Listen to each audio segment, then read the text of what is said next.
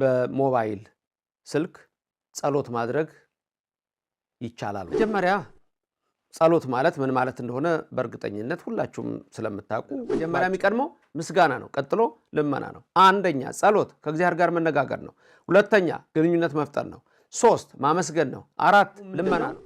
በሞባይል ጸሎት ማድረግ እችላለሁ ወይ በስልኬ?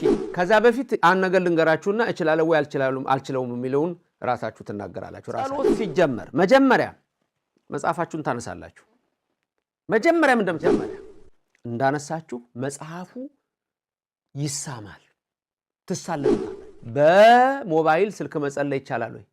እሺ አሁን ልክ እንዳያረኩት ሞባይሉን አንስቼ ልጸልይ ስል ስሜ ነው የምጀምረው? ስጨርስስ ስሜ ነው የማስቀምጠው? መልሱን አገኛችሁታል። ድንገት በዚህ ሰዓት ምንም መጽሐፍ እስካሁን የሌላችሁ በስደት አለ እናንተ ድንገት ሞባይላችሁ ላይ የጸሎት መጽሐፍ አርጋችሁ ብትጸልዩ እግዚአብሔር ያውቀዋል። በሞባይል ጸሎት ማድረግ ይቻላል ወይ? ቀጥታ ስናይ አይቻልም።